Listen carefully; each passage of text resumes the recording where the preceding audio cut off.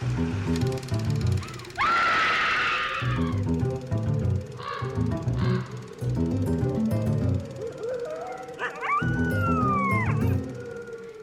and welcome to Scream Scene, the horror movie podcast where we watch every horror movie ever made in chronological order and then we rank them from best to worst.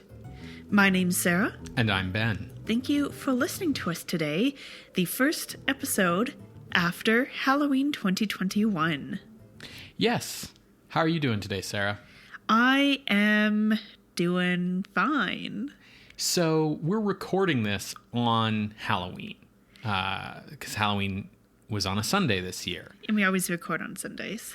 By the time it comes out, it'll be post-Halloween. But we had our big Halloween party last night because, well, more people are going to come to your party if it's on a Saturday night than a Sunday night. And we had a great time. Yes. And right now it's Halloween evening as we're recording. We've got candy and comics that we're giving out to trick-or-treaters. But we're also like kind of recovering from last night's party still. I don't understand why I feel hungover like this. My suspicions, because like, yes, while I did drink, I wasn't feeling bad when I went to bed or anything. So I suspect that it's because we stayed up so late. And my body is just like, why the fuck were you awake at 2 a.m.? We did a lot for our Halloween party day yesterday. I made candied apples that didn't turn out well. And I also made butterscotch pudding that I think turned out the way it was supposed to, but Sarah didn't like it. The recipe says cook the caramel until it's on its way to being burnt, which is weird because burnt caramel is not good. And that is all I tasted in the pudding, which, like, to be fair, caramel is really hard to do. So kudos to Ben for giving it a shot. But it's weird to me that that's in a recipe. The pudding, like, had a strong burnt taste, but it was, like, fine for me. I think if I had, like, coffee or something with it to, like, cut it, it would have been fine. I don't think I did the pudding wrong because, like, once you bring the caramel to that state, you do some other stuff. The recipe's like, yeah, the caramel will remelt, which it did. With the candied apples, I definitely fucked up because the caramel turned to like glass, like you couldn't bite into it. So that was a mistake. I also just made like a regular dinner. Which was good. All of these recipes, the candied apples and the butterscotch pudding, were coming out of the Dungeons & Dragons cookbook, Hero's Feast. So they were Trolltide, candied apples, and Barovian butterscotch pudding. And then we also made, later in the evening, when we were just hanging out during the party and stuff, Chilton Zombies, which it's just a zombie. Like, it's a zombie cocktail, if you're aware of what that is. And we each had one. They tasted good. I didn't really feel any kind of buzz at all. Sarah's hit her pretty hard. I am a lightweight. Yeah. And the zombie was quite strong. Yes. So it took half the Mickey of rum. It was ridiculous. So, I do want to say that, like, I think it makes sense to me that you've been, like, a little under the weather today. Ben's like, this is being hungover in your 30s. Yeah. Deal with it. Anyways, what are we watching today? So I have to give a big apology to our listeners because at the end of last week's episode, I teased that we would be watching Night of the Ghouls, the lost Ed Wood film. Yeah. But over the weekend, I discovered that, like, somehow my timeline for what we were going to be doing through 1958 was, like, all messed up.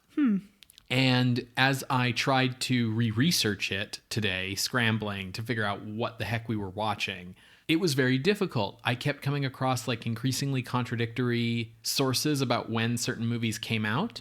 Oh. Now, to be fair, it's worth always remembering that if you're in sort of a pre-1975 era, the idea that like a movie would universally release on the same day everywhere isn't true. Yeah. Movies would premiere in a big city, New York, LA, whatever, and then they would sort of make their way across the country. So they have different premiere dates all over the place. Generally speaking, when I cite a premiere date for the show. I'm talking about like the earliest release, which is usually like the LA release. But that's part of maybe the reason why I was having such difficulty, because with these B movies, these 1950s drive-in B movies, a lot of them didn't get like big LA, New York premieres. They just sort of were like, yeah, we shipped some prints to Missouri and Philadelphia, and we'll see how they do. So all of which is to say that I had to spend the day kind of readjusting my timeline, figuring some stuff out. I was like a year off with Night of the Ghouls. We're going to be watching it for early 1959, not early 1958. Okay. And in this process of research, I discovered that we had missed a couple of Japanese horror films. Okay. So we are going back in time a bit, as well as journeying to Japan for this week's episode. And we are watching KYUKETSU-GA, or Vampire Moth, from 1956, directed by Nobuo Nakagawa. Now, I believe before this horror movie, the other, like, I guess, like, earliest horror movie, it wouldn't be Gojira, right? Like, we would have had something in between. Half Human, right? And we also had a second Yatsuya Kaiden adaptation in 1956. Okay. So this is before that Yatsuya Kaiden. Okay. So the most previous Japanese movie we would have looked at before this would have been probably Half Human. But yeah, we're in that kind of era. Okay. This is a Toho film, so it's also like in that same oeuvre as Gojira, Half Human, that same kind of... It's the same studio, same kind of people, right? Okay. And this 1956 film is based on a 1955 novel of the same name by Japanese novelist Seishi Yokomizo. Okay. And basically, because you were feeling a little bit under the weather and we were pressed for time, and I figured out that this was the movie we were going to be watching like 3 hours before we sat down to record, I just kind of like did all the research here to save you some trouble. Oh, well, thank you. So Seishi Yokomizo was born in 1902 in Kobe, and he graduated college with a degree in pharmacy, and he was intended to take over his family's drugstore. But ultimately, he decided to pursue his interest in literature that had begun when he got really into reading detective fiction as a young boy. He had his first story published in 1921, and starting in 1926, he served as an editor at several magazines before deciding to devote himself to writing full-time in 1932.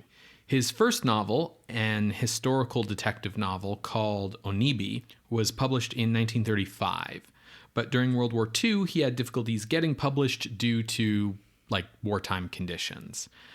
He had tuberculosis, which he contracted in about 1935 or 37, and he couldn't get antibiotics for it during the war due to shortages. Yeah. And so with not being able to get published, he wasn't also like earning any money. So he was very poor, and he would joke to friends that it was a race to see whether he would die of TB or starvation first. You know, dark humor gets you through those times, I guess. In 1939, he wrote Dokuro Kengyo, which is The Death's Head Strangler, which is one of Japan's first vampire novels. It is set during the Tokugawa shogunate, but involves a vampire. That's cool. So he's tiptoeing into vampires while still writing these detective stories. Mm-hmm. After the war, Yokomizo's fortunes changed for the better as his Western-style detective novels became highly popular and were considered the model for post-war Japanese mystery fiction. His most well-known creation is the detective Kosuke Kindaichi, who debuted in an acclaimed locked room mystery called The Honjin Murders in 1946. There are 77 stories in the Kosuke Kindaichi series, and these books only began to be translated into English in 2020. Okay. The two books that were translated in 2020 were The Honjin Murders, which is the first one, and then The Inugami Clan, which is sort of like the most famous one, the best one. Sure. So with 77 novels of this character, how does that compare to like Hercule Poirot? I don't know off the top of my head like how many Hercule Poirot or Sherlock Holmes like stories there are. There's very few Sherlock Holmes novels, but there's a lot of short stories. So, but it's up there in that kind of realm. Absolutely. Vampire Moth from 1955 is the 29th book in the series. And it is the story of a nude model being stalked by a man who seems to be a monstrous vampire. Okay. Yokomizo passed away of colon cancer in 1981, but his name graces the Yokomizo Seishi Prize, which is awarded annually to the best previously unpublished novel-length mystery story in Japan. The prize is 10 million yen, which is like $100,000. Oh, damn. Which makes it one of the biggest cash prizes for literature in the world. That's awesome. So by 1956, Toho Studios had already produced one Kindaichi adaptation, Ghost Man, in 1954, starring Seizaburo Kawaza as Kindaichi and directed by Motoyoshi Oda. That film is about a serial killer with 3 fingers who stalks and kills young women and then poses their corpses for nude photos in an album that he keeps. This is really like Criminal Minds up in here. Yeah, I wasn't sure if maybe we should also be watching Ghost Man and going back in time a little further based on that description, but I couldn't find any copies to watch. So it kind of makes the decision for us, unfortunately. Yeah, exactly. So we're just sticking with Vampire Moth here. This second effort at a Kindaichi adaptation would be Toho's last stab at the character until the highly regarded series of 5 films in the 1970s starring Koji Ishizaka. This time around, Kindaichi is played by 38-year-old actor Ryō Ikebe, who might be best remembered in the West for his roles in tokusatsu films such as Battle in Outer Space, Gorath, and The War in Space. The adaptation from the novel is by screenwriters Dai Nishijima and Hideo Oguni. Oguni is a highly regarded Japanese screenwriter with over 100 credits on films such as Ikiru, Seven Samurai, I Live in Fear, Warning from Space, the 1956 Yatsuya Kaiden, Throne of Blood, The Lower Depths, The Hidden Fortress, The Bad Sleep Well, Sanjuro, High and Low, Redbeard, Tora Tora Tora, Dodeskaden, and Ron. All of those are Toho films, right? All of those are Toho, and most of those are Akira Kurosawa films. Yeah. I thought this dude's name sounded familiar. Other familiar faces in the cast for fans of Japanese cinema include Ichiro Arashima, who played the boss in King Kong vs. Godzilla, the comedy role. Eijirō Toro, who is sort of a character actor. He's got roles in Stray Dog, Tokyo Story, Seven Samurai, Samurai 2 and 3, I Live in Fear, The Lower Depths, Ballad of Narayama, Yojimbo, High and Low, Redbeard, and Tora Tora Tora. Minoru Chiaki, who often got used in Kurosawa films as kind of like an amiable friend character. He's in Stray Dog, Rashomon, The Idiot, Ikiru. He's Heihachi in Seven Samurai. He's also in Godzilla Raids Again, I Live in Fear, Samurai 3, Throne of Blood, The Lower Depths, Hidden Fortress, and High and Low. As well as actress Chieko Nakahita, who you'd recognize from early Kurosawa films like The Most Beautiful, No Regrets for Our Youth, One Wonderful Sunday, Drunken Angel, and The Quiet Duel. A lot of those titles are very familiar to me. Is that just because of Toho being like a major studio and therefore I'm familiar with those works? Or can you remind me like what the Japanese film industry looks like? Does it have multiple major studios or is it really just Toho? At this time, we're in the 1950s, which is like the golden age of Japanese cinema. So we have multiple major studios competing. Toho, Daiei, Toei, and Shin Toho.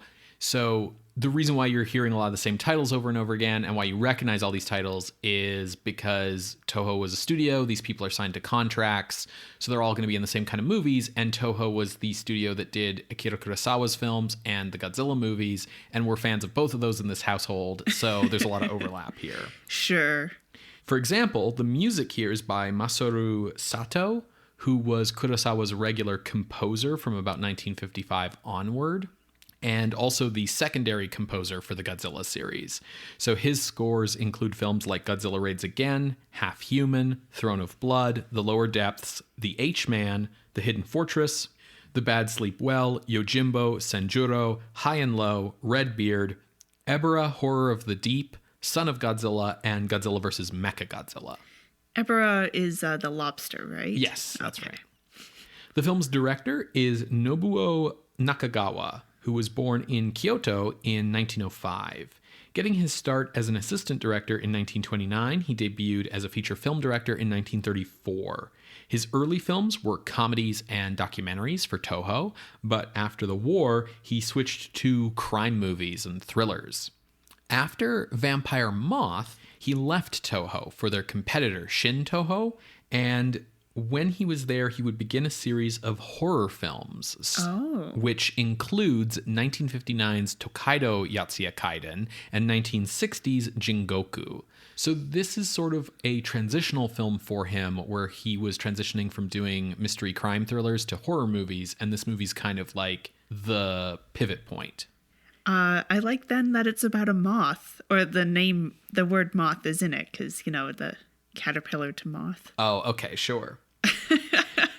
So Vampire Moth is Japan's first vampire film. However, it is a lot like America's early vampire films, like London After Midnight, in that the vampire turns out to be like a dude in a mask pretending to be a vampire. Spoilers, Ben. Oh my God. Well, I always feel like it's important to have the right expectations when you go into a movie like this.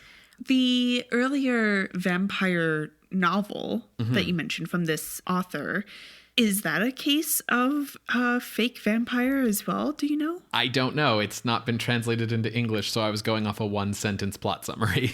Okay. I was just curious. Obviously, this is a different story, but yeah. For sure. This film was released on April 11th, 1956, and has never been released in North America. Oh. There is a pretty good quality copy up on YouTube that I've thrown into the Scream Scene playlist, and it's got an option for Japanese subtitles, which therefore then has an option to be Google translated into English. So that's what we're going to be watching. Okay. Well, hopefully it won't be too rough of a translation. Especially in a mystery story. Yeah. Well, folks, hopefully you can watch along. I'm pretty excited for this. This sounds really interesting. Yeah, me too. You're going to hear a brief musical interlude, and when we come back, we will discuss KYUKETSU-GA from 1956, directed by Nobuo Nakagawa. See you on the other side, everybody.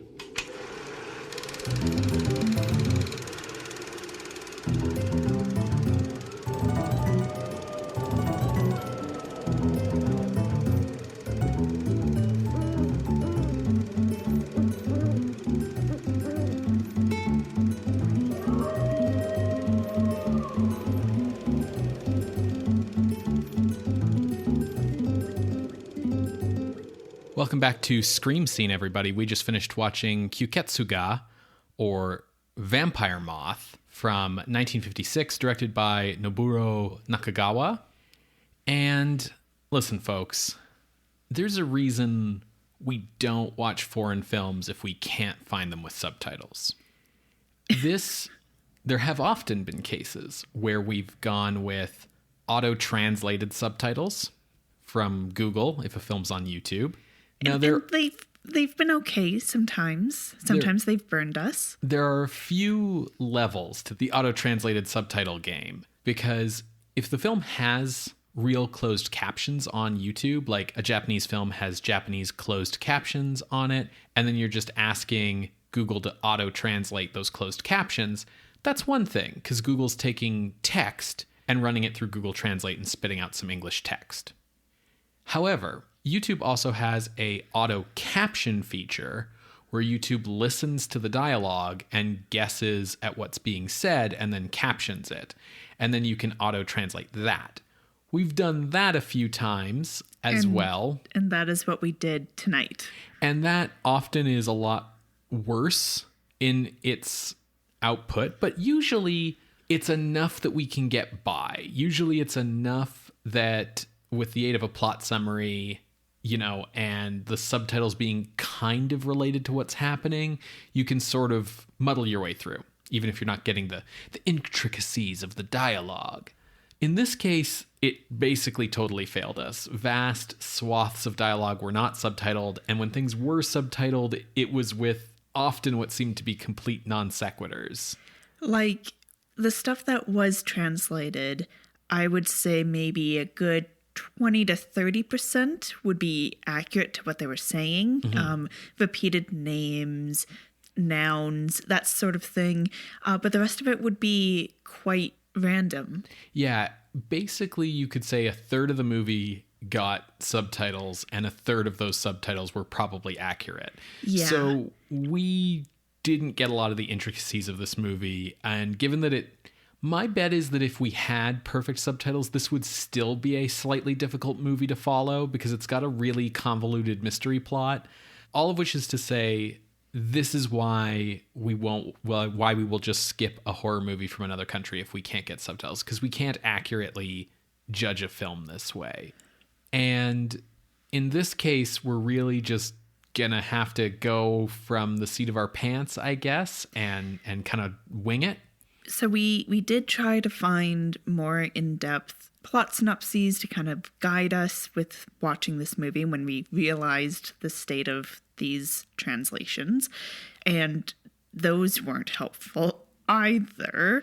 But the most in-depth plot summary I could find seemed like it itself was Google translated from something. Yeah, it didn't make any sense. No. Even after watching the movie, that would not have made any sense. Now, I will say that part of the main cause for Google having issues, I think, is the sound quality of the film that we watched on YouTube.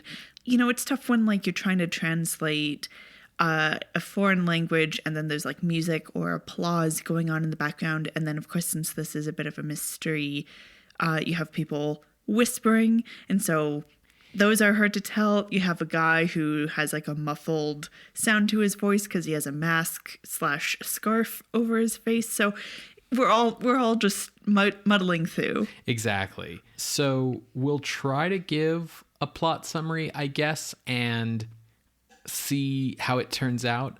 I've got a rough plot summary based on what I think happened in front of me. I think you have the same. Yeah. So why don't I go first, and then you can tell me what kind of matches up with yours. Okay. So, in the context setting, you said that this is a movie about a nude model and a stalker, and it's not. It is not.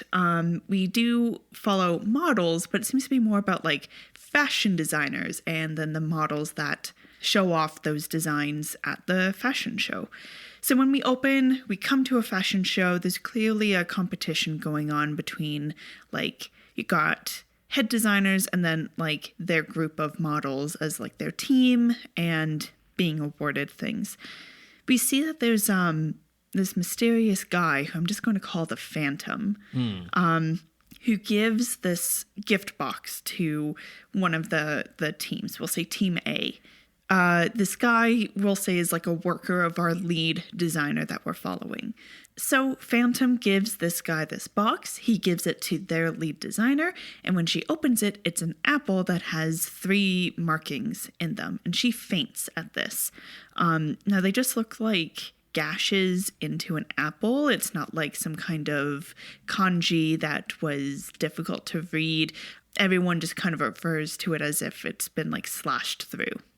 Our lead designer here, she gets a friend of hers to pay her money, this male friend of hers, and she goes off and meets the Phantom in the middle of a dark cemetery and gives him money. He gives her paper, and then she heads back to her hotel room. Kind of our lead people that we follow, who are the protagonists, for lack of a better word, they go in to check on the lead designer, and she's burning up these designs of dresses and stuff like that. So a little bit of a mystery going on.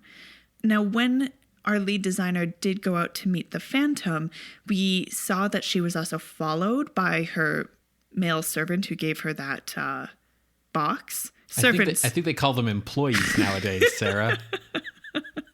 I'm sorry. Yeah, her male employee follows them to this insect museum, and he like knocks and like gets scared away by the guy's teeth, and then he checks again later, and this old man who we saw was also at the fashion show lives in this insect museum.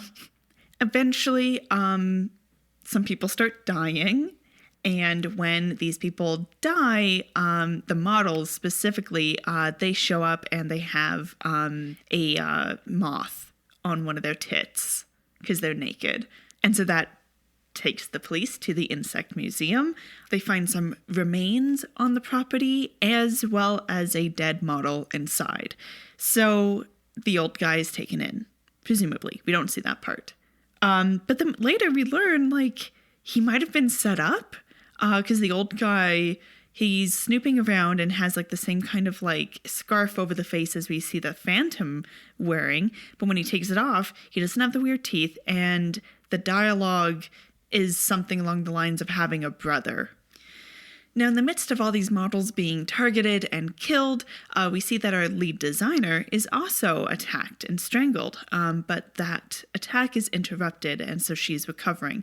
And when the police go to question her, she's like, yeah, no, there's like werewolves in my past because I was in France with a good friend of mine, and he turned out to be a werewolf. And he is who I'm getting my designs from. He can't actually be a designer because he's a werewolf or something. So, but he's dead now. I barely escaped with my life. We get more deaths and more doubles of this mysterious Phantom.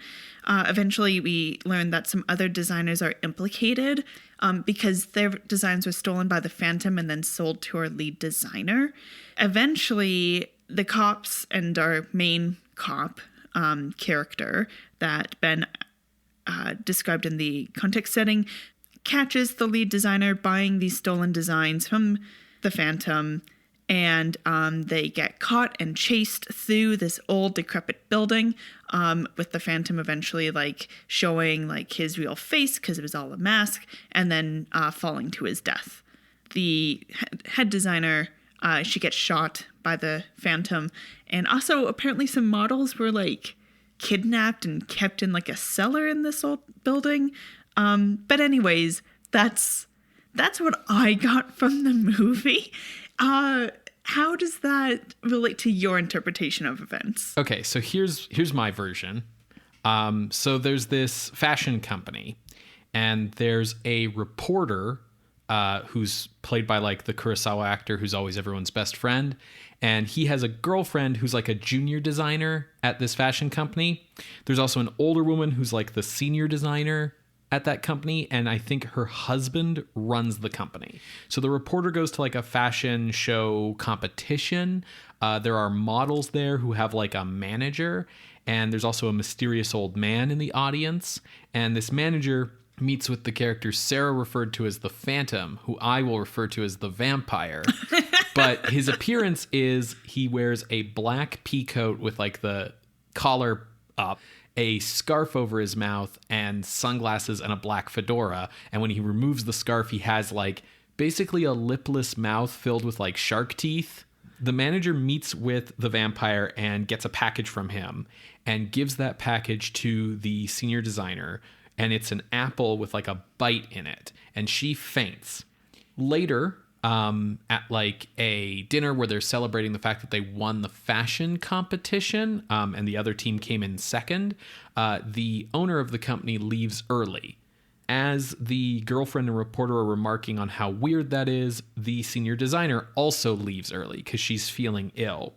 She goes to her room, but actually like sneaks out, and the manager follows her to a creepy house where the vampire seems to live because he's the one who answers the door and scares the manager off. The vampire kills some fashion models, And he ships one of them to the fashion company in a mannequin crate.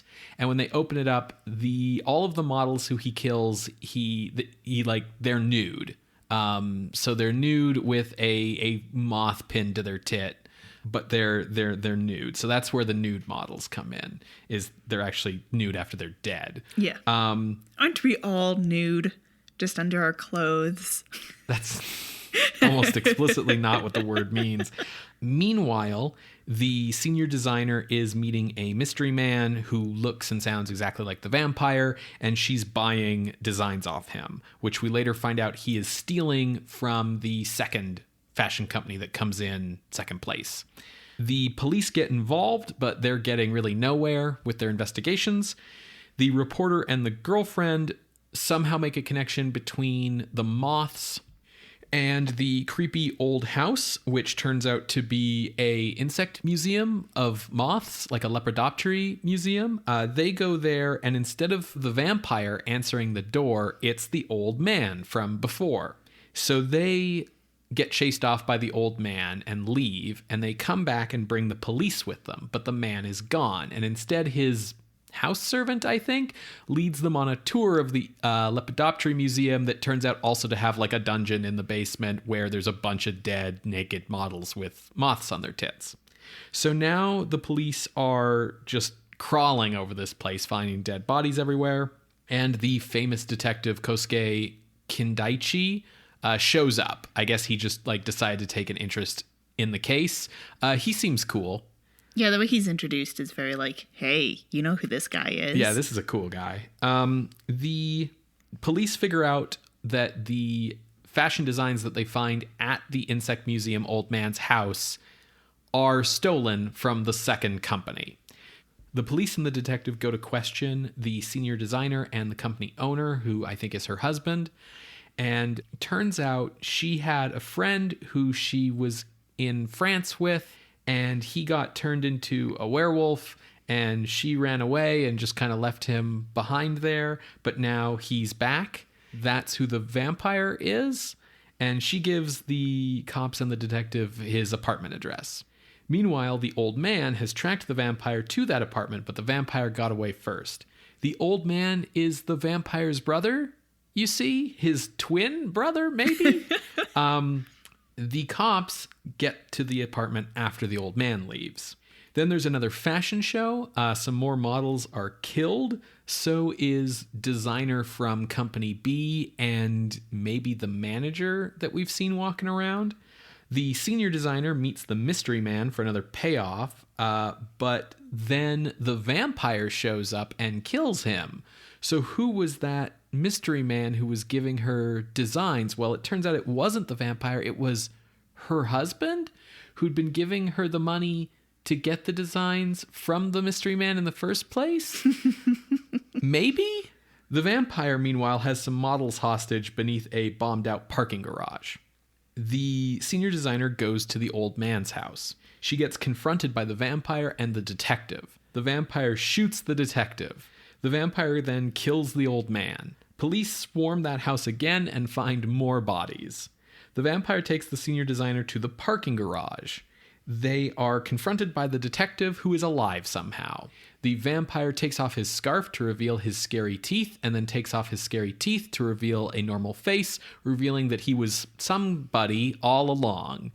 Then that somebody kills the senior designer, and then the detective chases him through the bombed out parking garage.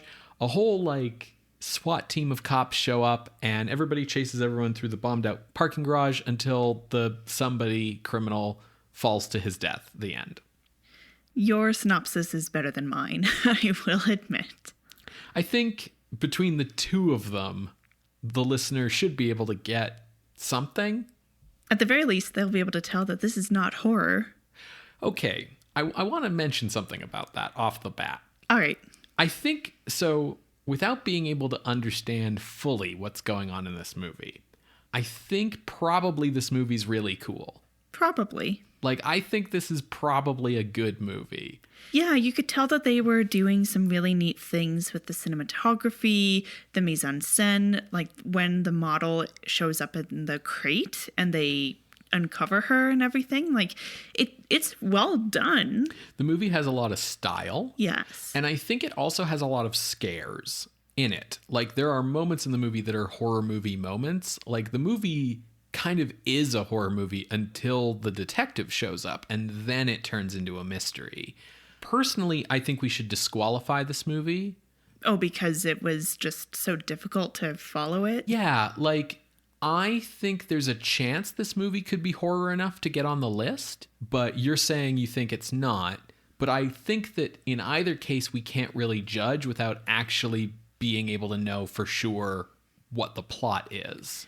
Yeah. If there's any listener who understands Japanese, can I ask you please to watch this and, understand what's going on, and then let us know, like, is this accurate?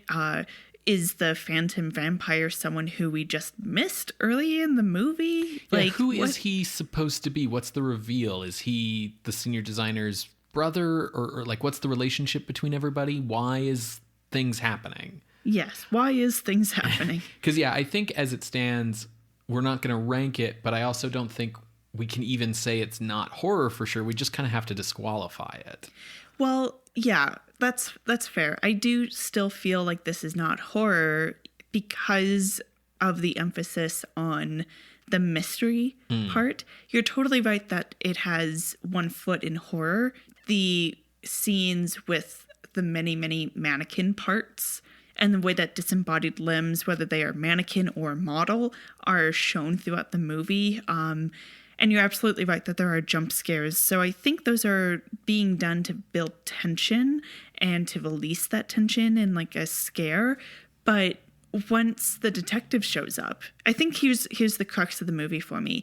The movie treats the detective as if you should know who this guy is, especially the way he's just like leaning up against a tree like a cool guy smoking a cigarette, right? Yeah, like nobody seems to have hired him. He just shows up in the middle of the movie like, hey, what's up?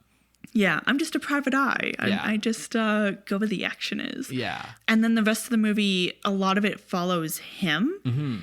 And it's kind of like, well, why, without knowing who this person is, why are we following him? And because the rest of the movie follows him, it's clear that the beginning part with the horror bits were just a means of getting us to this guy.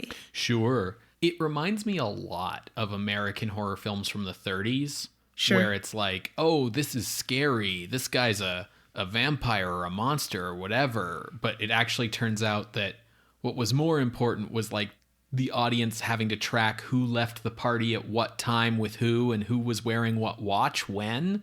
And like, then the detective unmasks the monster and it turns out they were somebody, right? Yeah. Like that very like House of Mystery kind of style of thing. What this movie has up on those is it's not just set in one creepy old dark house. Like there's a lot of places that we go and a lot of cool cinematography and a lot of great action and style. The entire climax of chasing the phantom vampire through this car garage, it feels very inspired by The Third Man. And because of the nature of like the cops and the setting, it also feels like it somehow inspired like Batman Mask of the Phantasm, which has like a very similar chase in it. There's a lot of like violence in this movie, a lot of blood, a lot of like on-screen murders and things. There's also like a lot of like erotic sexual content, like not just the dead models that are nude, but like there's a bit where I think it's the senior designer or maybe it's one of the models, but she's having like a bad dream and just sort of writhing in her nightgown in bed. And like, we can see like the tops of her breasts and like, there's a lot of sex and violence here that is clearly meant to be like exciting.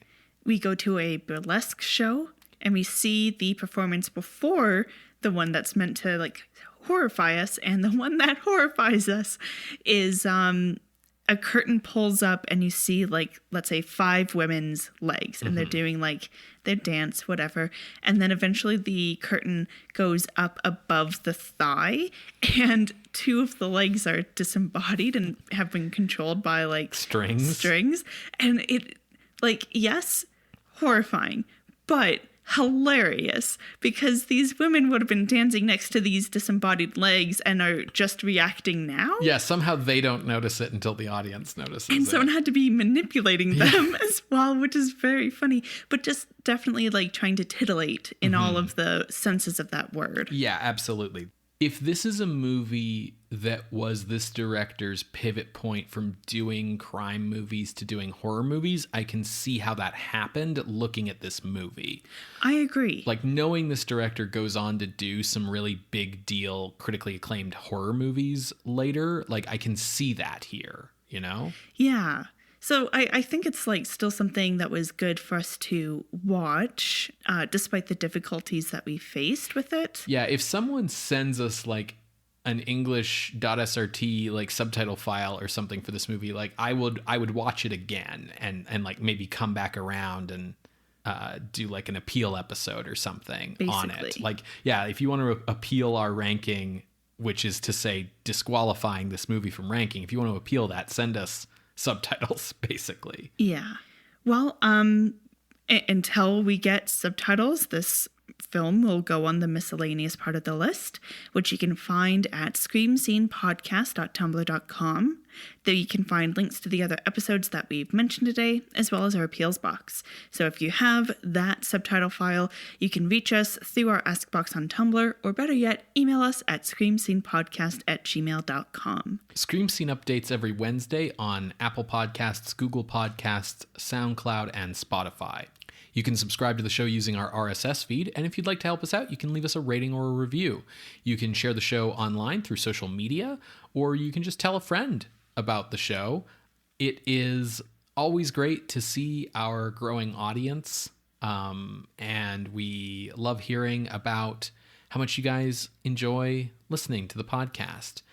As well as hearing your thoughts about these horror movies as well. Absolutely. We've gotten a lot of discussion on Twitter when people have been watching these horror movies because of, spooky season. And it's always just really fun to talk about these movies. Yeah, absolutely. If you have the means, you can also help support the show financially by heading over to patreon.com/screamscenepodcast. Our Patreon pays for our hosting fees. It helps us take the time out necessary to research, record, and edit these shows. So it really means a lot to us that we have your support. You can become a patron of the night for as little as $1 a month. Patrons at the $5 and $10 level get access to all kinds of regular bonus content. We just put out a slew of bonus content throughout October for the Halloween season, including a reading of a spooky short story by Sarah, The Tower, and our special patrons-only bonus episode where we talked about gothic horror and sci-fi horror and just kind of genre in general. As well as Nick Cage as a final girl. Yeah. It was an interesting discussion. If you ever wanted to be like just a fly on the wall while Sarah and I talk about movies, that's basically what that episode is like. Patrons will also be able to vote for November's bonus episode. So that's patreon.com/screamscenepodcast. So what are we watching next week, Ben? Well, next week, Sarah, we are going forward to 1957 and the next movie by director Nobuo Nakagawa for his first film at Shin Toho and his first straight-up horror movie, presumably, Kaiden Kasane Gafuchi, or The Ghost Story of Kasane Swamp. Interesting. Cool. Well, we will see you then, creatures of the night. Bye. Bye.